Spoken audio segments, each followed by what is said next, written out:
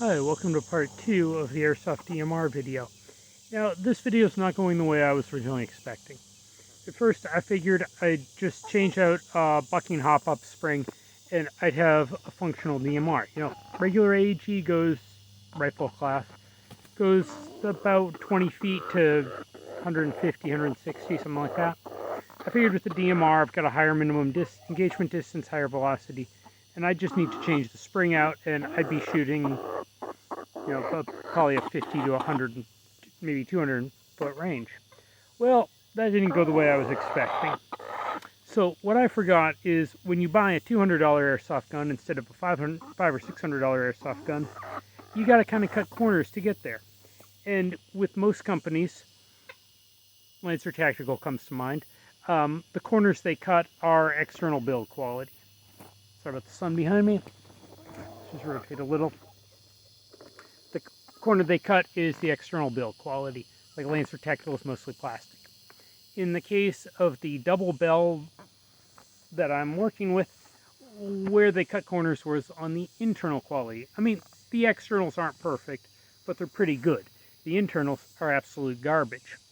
So I figured after the first video, when I got it shooting the right velocity, I'd just be like, I think I had a rep bucking, so I wanted to replace that. I figured I'd drop an aftermarket barrel in and maybe have to do something to get it semi-only locked. And then I'd be done with this gun and it would be working and it would be awesome. And I ended up getting a replacement barrel. It's a A&A 6.01 millimeter barrel with a maple leaf macaron bucking and a Mad Bull hop-up unit. And I very quickly, it arrived Friday after work, I very quickly threw that together, went out to Airsoft GI's BB Wars up at D14 Airsoft, and the gun wouldn't fire. Yeah. Get to the chrono, pop, pop, pop, making popping noises, no BBs are coming out. So I just used a different gun for the day. There'll be more videos about that coming soon. So after that, don't mind the chickens. After that, came home and I figured the Mad Bull hop-up's got this weird extra ring on it for keeping the BBs from falling out when you change mags. I figured I'll take that O-ring off, see if it works. Man, my hair looks awful. So, came home, pulled that O-ring off. I did notice that there were BBs in the bucket, inside the hop-up unit. But anyways, pulled that extra O-ring off the bottom, put the thing back together. Still, same thing. Pulled the trigger, goes pop, pop, pop, but no BBs come out. So, I take the barrel bucking, hop-up assembly, basically just take the Mad Bull hop-up, everything off the Mad Bull hop-up, stick it back in the BFC hop-up, put it back together, and hey, pop, pop, it's shooting. Shooting hot, though. So, I get the hop-up adjusted properly, chrono it, take 8 shots, it's shooting hot. So I pull out that spring, put another spring in. I think that was an M125, and then I went down to an M120. It's still shooting hot. And 5 shots in, the gun stopped shooting. Again. So it's like I pull the trigger and I hear a little click noise inside, like the gears moved slightly, but didn't actually, I didn't get a pop. It wasn't pulling the piston back and releasing it, but it was doing something. So I take the gun apart.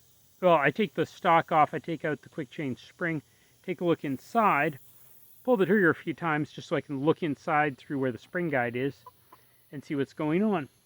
And what I see is the gears move slightly, like they rotated a little bit and stopped, and then when I took my finger off the trigger, they went back.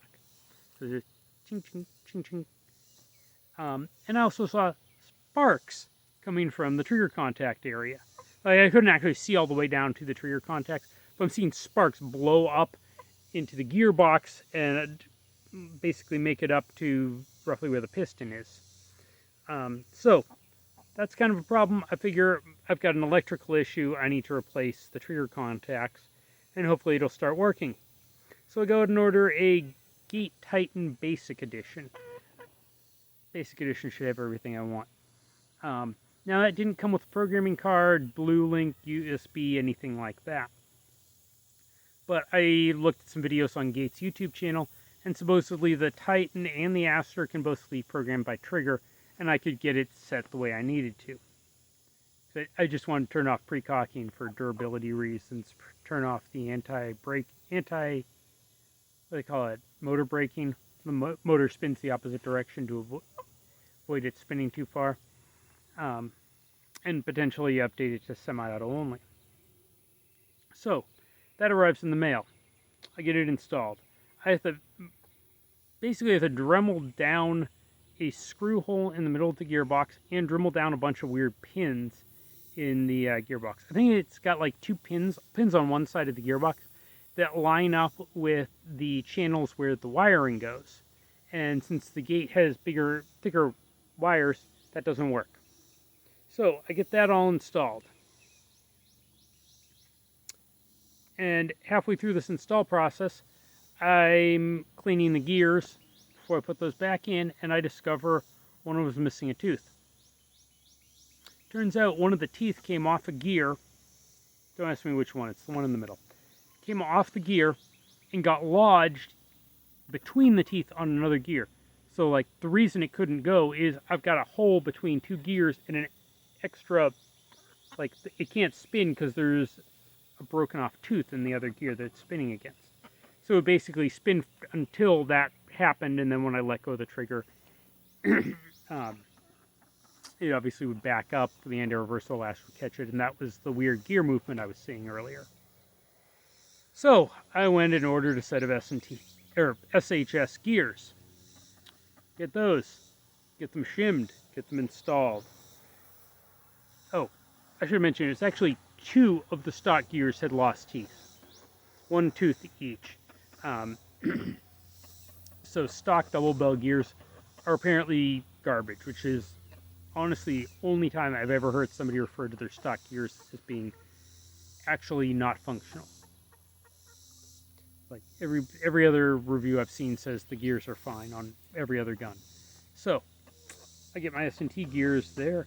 I get them shimmed properly, which is an utter pain in the tail end because I'm taking the gearbox apart, adjusting the shims, putting it back together, screwing it all down.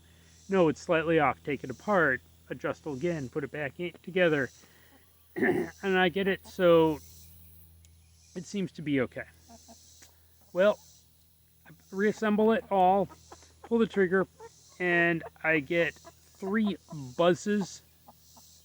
Like the motor, it tries to spin, and then I get beep, beep, beep. I don't know what beep, beep, beep is. I try to enter the trigger programming. I'm thinking it might be detecting my 9.6 volt nickel metal hydride batteries I'm using as being an 11.1 LiPo. And since the voltage is, the 9.6 nickel metal hydrides have a lower voltage than an 11.1 LiPo, I figured like the low battery protection might be kicking in. The chickens are being cute, by the way. Those videos come out on Wednesdays.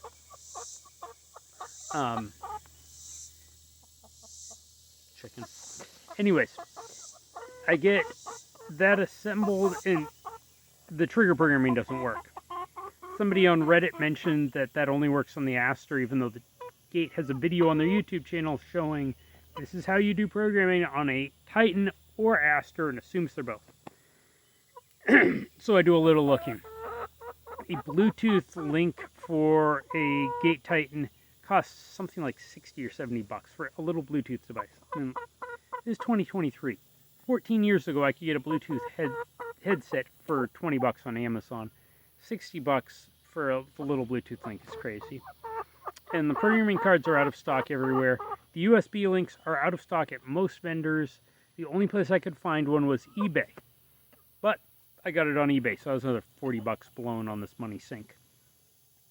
That comes in, I plug it in, I adjust the settings, tell it, turn off the battery protection, get it set the way I think it needs to be. What happens when I try to fire it? Same beep, beep, beep. I go check the error codes. It says there's a problem with the gears. So, at this point, I have a gun that doesn't shoot, that might have a problem with its gears, which have been replaced. Now, when I was in the process of replacing the gears, at one point the entire bearing came out of the gearbox. So I'm a little suspicious of those bearings, because it was like too tight of a fit on the gear shaft. So at this point, I think I'm going to go out and buy a set of bearings. Running out of parts I can replace. This thing is very few stock parts left. Going to order a set of bearings. I'm probably going to order a replacement piston and piston head. Not that there's any problems with the piston and piston head that are there now. It's simply that if the gears in the gearbox were weak, those gears interact with the gear with a bunch of teeth on the piston. So I don't trust that the teeth on the piston aren't garbage also. So I figure that it's going to be about another 50 bucks worth of parts between the piston head, the bushings, I think there's one other thing. And then I'll get to put this back together again and try it again.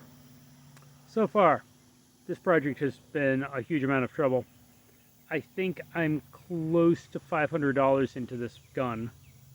And keep in mind, it's $500 in upgrade and repair parts for a gun that cost 180 bucks. Kind of annoying, but it's where I am.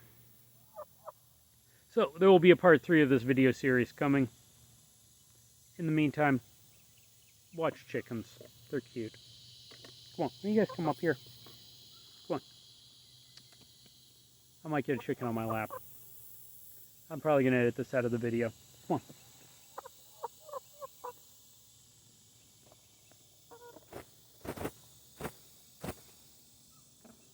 Chickens. They're actually laying now.